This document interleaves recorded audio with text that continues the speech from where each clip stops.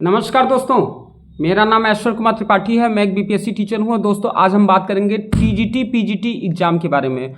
जी हाँ दोस्तों, जिस तरीके से आयोग लगातार कैंडिडेट्स को मूर्ख बनाता जा रहा है, कल आप देख रहे होंगे कि बहुत दिनों से क्या हो रहा है कि आयोग के सामने क्या कहते हैं, बच्चे जा रहे हैं, बच्चे विरोध कर रहे हैं, बच्चे कह रहे हैं कि हमको डेट बताओ, चिल्ला रहे हैं बच्चे कि हमको डेट चाहिए, हमको डेट दीजिए, हम कब एग्ज़ाम देंगे। लेकिन आयोग के कान में जू भी नहीं रेंग रहा है। जी हाँ दोस्तों, कल क्या हुआ है, कल आयोग के सामने काफ़ी अच्छी संख्या में कैंडिडेट्स गए हुए थे। लेकिन अगर देखें कि क्या आयोग को उसका कुछ फ़र्क पड़ रहा है कि नहीं पड़ रहा है, लेकिन दोस्तों मैं बताऊं कि उनको कोई फ़र्क नहीं पड़ रहा है। 2022 की भर्ती है, 2022 की भर्ती को आप 2025 आने पर भी आप हैंडल नहीं कर पा रहे हो, आप उसको एग्ज़ाम नहीं ले पा रहे हो। अब मैं आपसे पूछता हूँ, 2022 में अगर देखा जाए तो 9 जून 2022 को इसकी अधिसूचना निकली थी। उसके बाद क्या हुआ था कि आवेदन लिए गए थे 16 जुलाई 2022 को। 2022 से 2025 आ गया, 3 साल हो गए। 3 साल में दुनिया बदल जाती है, 3 साल में कंपटीशन का स्तर बदल जाता है। 3 साल में कितने सारे क्या कहते हैं लोग हैं जो कि बूढ़े हो गए हैं। आखिर उनका क्या होगा? वो क्या जीवन भर पढ़ाई करते रहेंगे? क्या हमको एक जो ज़िंदगी मिलती है उसमें केवल हम जीवन भर लेके किताब उसी इलाहाबाद में या अपने घर में बैठे रहेंगे? हमको और कोई काम नहीं है? ऐसे ऐसे युवा हैं जिनकी शादी तक नहीं हो पा रही है, बैठे हुए हैं, उनका भविष्य क्या होगा? यूपी टीजीटी पीजीटी में अगर देखा जाए तो टीजीटी में 3539 सीट है, टीजीटी में 624 सीट है। अगर सफल कितने हो जाएंगे, मैं आपसे पूछता हूं कितने सफल हो जाएंगे? 4163 पद है तो 4100 ही लोग तो सफल हो पाएंगे, बाकी लोग का क्या होगा? अभ्यर्थी कितने हैं? 13 लाख के करीब अभ्यर्थी हैं। उन 13 लाख अभ्यर्थियों को आप लगातार लगाए हुए हो एक एग्जाम के पीछे। प्रिपरेशन करो, प्रिपरेशन करो, प्रिपरेशन करो। आप हर समय चूरन देते हैं, नहीं आज कराएंगे, कल कराएंगे, परसों कराएंगे। आयोग मेरी समझ के बाहर है कि आयोग करना क्या चाह रहा है। अगर आपको एग्जाम नहीं कराना है, आप बता दीजिए कि हमसे नहीं हो पाएगा, हम नहीं करा पाएंगे एग्जाम। दोस्तों, मैं ये जानना चाहता हूं कि आयोग के सामने आप लोग करने क्या जाते हैं? आप लोग खटखटा के दरवाजा पूछने जा रहे हैं कि मैम आप क्या कहते हैं, हमको डेट दीजिए। मुझे ये नहीं समझ आ रहा है कि अगर 13 लाख में से अगर 4000 लोगों का भविष्य चमकेगा, बाकी लोग कहाँ जाएंगे? बाकी लोग की जिंदगी तो बस किताब खरीद के उसको रटने और पढ़ने में ही चली गई। तो मैं निवेदन करूंगा आयोग से कि अगर आपको मेरी आवाज़ सुनाई दे रही है तो कृपया करके आप टीजीटी पीजीटी वालों के साथ अन्याय ना करें। वैसे भी आपसे प्राइमरी की भर्ती तो दी नहीं जा रही है। 2018 के बाद से, 2018 लास्ट के बाद से आज 2025 आ गया, क्या आपने वैकेंसी दी? नहीं दी, आपने कुछ नहीं दिया। आप कहते हो कि हमारा रेशियो प्रोपोर्शन सब ठीक है, छात्र और टीचर के बीच में जो अनुपात समानुपात होता है वो बराबर है। तो आप तो प्राइमरी से तो वैसे भी आपने पल्ला झाड़ लिया है। जूनियर की भर्ती आप देते नहीं हैं, टीजीटी पीजीटी की भर्ती आपने थोड़ा सा दिखाने के लिए दे दी 2022 में। तो 3 साल, कौन सा ऐसा आयोग है जिसको 3 साल लगते हैं एग्जाम कराने में? और कौन सा आयोग नया बना था? कौन सा आयोग नया बना था? पीएनपी जो था वो प्राइमरी की भर्ती करवाता था, माध्यमिक वाला जो था वो माध्यमिक की भर्ती कराता था। आपने दोनों को एक जगह ले आके स्टूल और बेंच और अलमारी ले आके एक बिल्डिंग में ठूस दिया, उसको लगा दिया कि हाँ भैया हमारा बोर्ड तैयार हो गया। बोर्ड तो तैयार हो रहा था 4-5 साल से, क्या हो गया बोर्ड तैयार होने में? कौन से ऐसा काम होता है आयोग में जिसको क्या कहते हैं रातों रात नहीं किया जा सकता है? अगर आप देखें बिहार में पिछले 1.5 साल में 3 लाख के ऊपर वैकेंसी हो गई है। 3 लाख लोगों को रोजगार दिया जा चुका है। उसमें प्राइमरी की भर्ती, मिडिल की भर्ती, टीजीटी पीजीटी, 3-3 लाख वैकेंसी पूरी की गई है 1.5 साल के अंदर। मैं ये जानना चाहता हूं कि आपको मुश्किल से 4100 सीट आपने निकाली है, उसके लिए आप 3 साल का वक्त ले रहे हैं। बाकी मुझे नहीं मालूम है कि आयोग क्या कर रहा है, क्योंकि मुझे तो मैं ये मान के चल चुका हूं कि वो पूरी तरीके से निष्क्रिय हो गए हैं।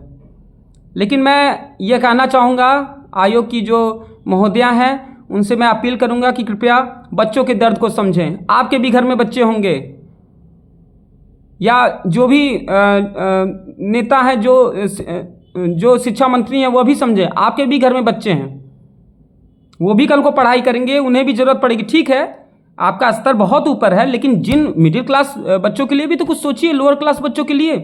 जो प्रयागराज में आप जाकर एक देखिए, एक छोटे छोटे कमरे में बच्चे सड़ रहे हैं, बच्चे सड़ रहे हैं, बदबू आती है उन कमरों से। अगर उन कमरों में जाकर आप देखिए तो बदबू आती है। उसी में छोटे से कमरे में खाना बनाते हैं, उसी छोटे से कमरे में सो जाते हैं। वेंटिलेशन नहीं है वहाँ पे, हवा नहीं जाती है, ऐसे ऐसे कमरे पड़े हुए हैं। बच्चों के पास पैसा नहीं है कि किस तरीके से क्या कहते हैं कमरे लेके हम वहाँ पर क्या कहते हैं अपने आप को सर्वाइव कर सकें।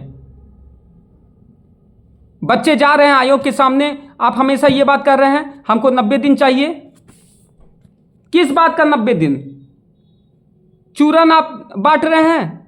आपने कहा कि नहीं क्या कहते हैं मई में एग्जाम होगा, जून में एग्जाम होगा, अब जुलाई में एग्जाम होगा, अब फिर हमको 90 दिन चाहिए। दोस्तों, इससे बड़ा अन्याय नहीं हो सकता। 2025 में जब डिजिटल युग आ चुका है, दुनिया की इकोनॉमी पता नहीं कहां पहुंच गई है। चाइना हमसे कितने आगे पहुंच चुका है। चाइना और हम कंटेम्प्रेरी थे, लेकिन चाइना हमसे न जाने कितने साल आगे बढ़ चुका है। हमारे यहाँ तो बस एक, जब से देश आज़ाद हुआ, गवर्नमेंट जॉब का जो चूरन है वही बांटा गया, प्राइवेट सेक्टर को मजबूत नहीं किया गया। आज ये स्थिति है कि आज 4000 सीट के लिए 13 लाख लोगों को आप फंसा के रखे हुए हो। मुझे इस बात का बहुत दुख है कि मैं आयोग से हाथ जोड़ के निवेदन कर रहा हूं कि कृपया करके इन बच्चों के साथ अन्याय ना करें, अन्याय ना करें। नहीं तो वो एक तरीके से समझ लीजिए कि वो मौत की सैया पे लेटे हुए हैं। उनकी स्थिति बहुत नाजुक है, बहुत ज़्यादा नाजुक है। ये कैंडिडेट्स कीड़े मकोड़े की जिंदगी जी रहे हैं। एक बार अगर आयोग की अध्यक्षा जाके अगर इलाहाबाद में, प्रयागराज में अगर आप देखिएगा, आप कमरे में घुसिएगा नहीं, आपको लगेगा कि ये किस तरीके के कमरे में रहते हैं, कितनी गंदी व्यवस्था है वहां पे। बच्चे किस तरीके से अपने जीवन स्तर, इतने कम स्तर के जीवन स्तर को जी रहे हैं। आयोग बार बार कह रहा है हमसे नहीं हो पाएगा, हमसे नहीं हो पाएगा। जब आपको ना प्राइमरी में भर्ती देनी है, ना मिडिल में देनी है, आपको टीजीटी पीजीटी देनी है, वो अभी आपसे नहीं हो पा रहा है। क्या नौजवान पूरी जवानी को तैयारी में ही बिता देगा? उसकी 40 साल की उम्र आप क्या कहते हैं केवल तैयारी करवाने में ही बिता देंगे? उसकी शादी कब होगी? उसकी शादी कब होगी? उसके बच्चे कब होंगे? अगला समाज का निर्माण कैसे होगा? अरे आप 4000 लोग को नौकरी देके खत्म करते यार। आप बोल देते कि ठीक है जो भी है सेलेक्ट हो गया। कोई अभ्यर्थी ये तो नहीं कर रहे हैं कि हमें 4 लाख वैकेंसी दीजिए। 4000 वैकेंसी करवाने में हाथ पांव फूल रहे हैं। लगातार हर बार यही होता है कि आयोग के सामने जाइए, हाय हाय कीजिए, बस वहां पे क्या कहते हैं चीजें ऐसे खत्म होती चली जा रही हैं, टाइम कटता चला जा रहा है। मैं गुजारिश करूंगा आयोग से कि बीपीएससी आयोग से कुछ सीखें, जिसको एग्जाम करा के और सिलेक्शन तक दिलवा देते हैं वो लोग। 3 लाख लोगों की वैकेंसी कोई आसान बात नहीं है। उत्तर प्रदेश के इस शिक्षा आयोग को बीपीएससी के चेयरमैन के पास फोन करके पूछना चाहिए कि आखिर हम किस तरीके से एग्जाम कंडक्ट करें। हमसे 4000 लोगों की वैकेंसी नहीं भरी जा रही है, आप 3 लाख कैसे भर लेते हो? हर बार वही अपरिहार्य कारण। दोस्तों, दिल में बहुत दर्द है, क्योंकि मेरे जानने वाले बहुत सारे दोस्त, हमारे जिले के बहुत सारे लोग इलाहाबाद में सड़ते हैं, प्रयागराज में सड़ते हैं, छोटे छोटे कमरे में, उस बदबूदार कमरे में रहते हैं। फिर से मैं योगी सरकार से निवेदन करना चाहूँगा, हाथ जोड़ के निवेदन है कि कृपया करके इन बच्चों के ऊपर, इन बच्चों को जीवन दान दें, इनका एग्ज़ाम ले लें। बस इससे ज़्यादा जीवन दान मैं नहीं मांग रहा हूँ। इनसे एग्ज़ाम ले लें और आयोग को सख्त करें। नहीं हो पा रहा है काम, नहीं चल पा रहा है आयोग। योगी जी, आप तो पिता तुल्य हैं, आपको बच्चे राजा हैं, आप उत्तर प्रदेश के राजा हैं। आपके सामने बच्चे नहीं गिड़गिड़ाएंगे तो किसके सामने गिड़गिड़ाएंगे? आपका ये जो शिक्षा आयोग है ये 4000 वैकेंसी नहीं पूरी करवा पा रहा है। ये बच्चे कहाँ जाएं? इनके पास खाने के पैसे नहीं है, उधारी मांग मांग के अपना जीवन जी रहे हैं।